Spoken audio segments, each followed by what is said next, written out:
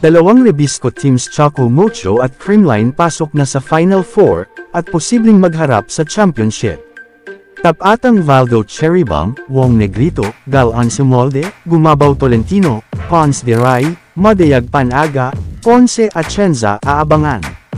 Sa nalalapit na pagtatapos ng elimination round ng PVL All-Filipino Conference ay alam na nga natin na ang dalawang team na ito ang nangunguna sa standing ng liga. Ang Cool Smasher ay may 8th win at still undefeated parent samantalang ang Flying Titans ay may 8th win at 1 lost record sa standing.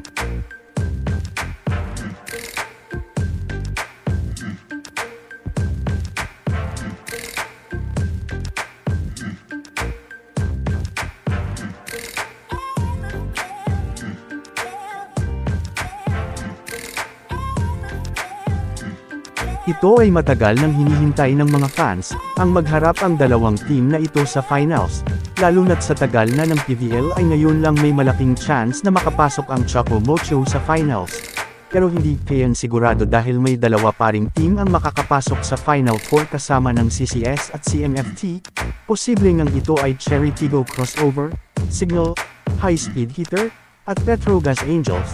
Kahit na naging malaki ang improvements ng Ube Girls ay hindi nila pwedeng maliitin ang kanilang makakalaban sa semis kung gusto nilang makapasok sa championship game.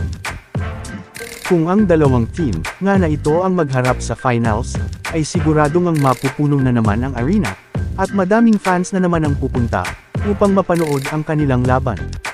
Ikaw ba idol, anong team ang iyong susuportahan?